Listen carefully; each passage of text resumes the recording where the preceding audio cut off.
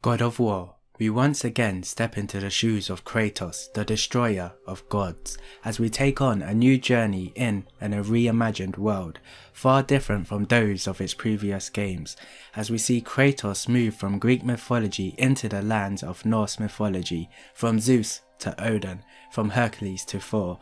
We will discover a whole new world of mythology as we wander through the lands of ancient tales thought only to be myth and legend, as Kratos has travelled far from Greece to Scandinavia as the story of his life continues in an epic new chapter. We will start with the new take on gameplay and camera angle. Previous God of War installments were known for having a far zoomed out camera, allowing one to see as much of the level section as possible without being a top down game, allowing players to venture into epic boss battles with ginormous foes while still seeing much of the action, and at the same time combat was as three-dimensional as it could be, as attacks moved all around Kratos as did his enemies.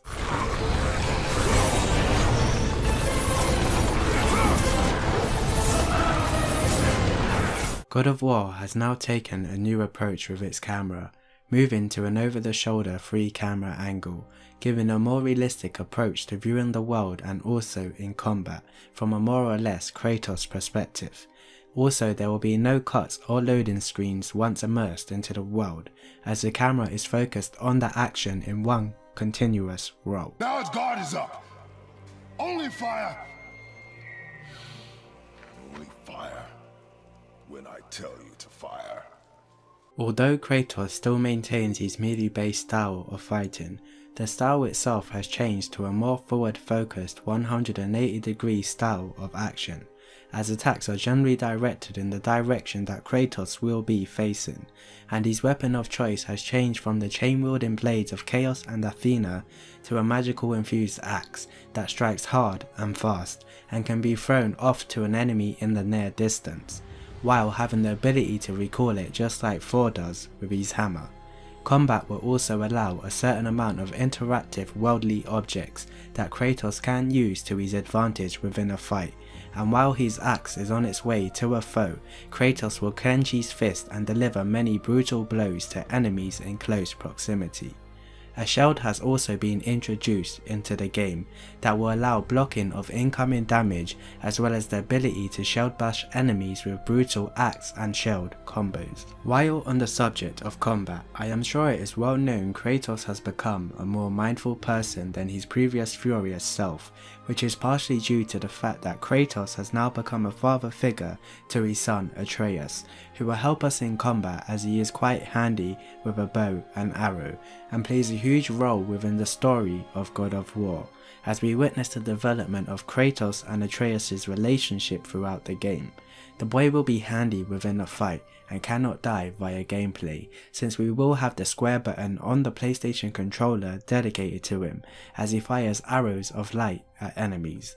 He will also help Kratos read and translate ancient Nordic runes as well as text, and help communicate with the natives, since Kratos hasn't exactly learnt the native Scandinavian tongue.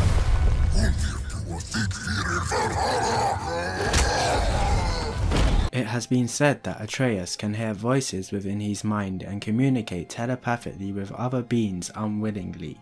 The meaning of this has not yet been revealed, but it seems there is something godly going on with Atreus. So I'm a man now, like you? No. We are not men. We are more than that. The responsibility is far greater. From the recent gameplay trailers, it can be seen that Kratos will be making a conscious effort to hold back his anger as he transitions from solitude to being part of a family. Although for those of you who will miss Kratos' rage, there will be an in-game mechanic called Spartan Rage that will build up over time only to unleash hell upon the current enemy in sight.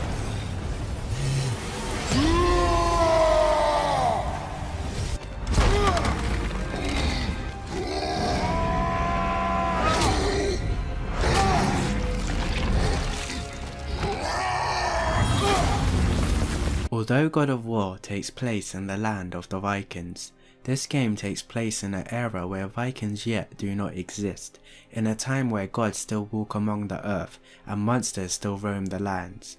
It has been learnt that gods exist all over the world in God of War, meaning there are gods from different mythologies roaming the earth but are separated only by geography, meaning there are many possibilities for future games to take place in different locations, but also meaning it is entirely possible that we may see a Greek god at some point within our playthrough, since gods too can travel. As for enemies, a few of the enemy types Kratos will be facing have been revealed to be trolls, ogres, dragons and draugrs, but the one thing Kratos will learn in his newest installment is that not every creature is bad, and things can be resolved with words instead of jumping in axe first, or simply by avoiding a fight altogether.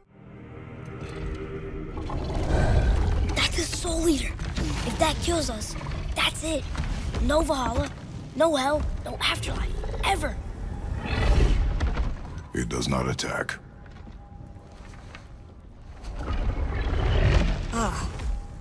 Mom made them sound more dangerous than that. Then do not drop your guard. Come.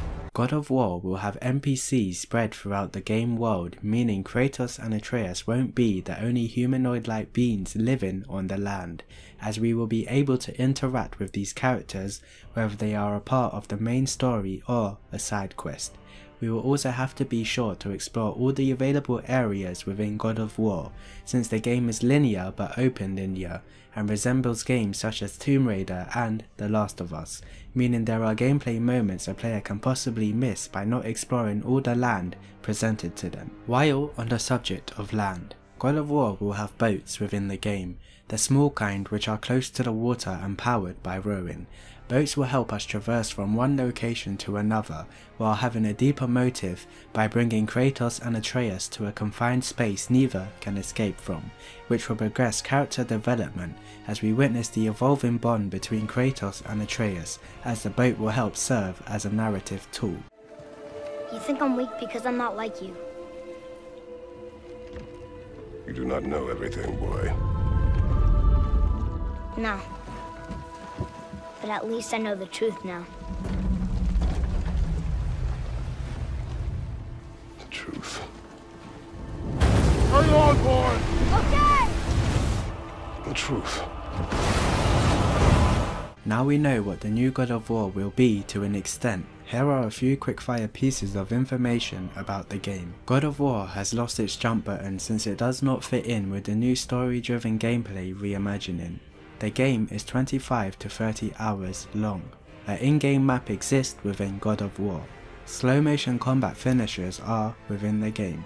There will be optional bosses that are not compulsory to face. Unlockable outfits are confirmed. You cannot swim in the game, hence boats. And finally, the release date for God of War is April 20th.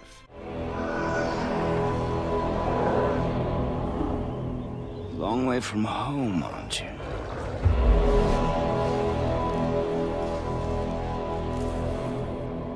And here I thought your kind was supposed to be so enlightened, so much better than us.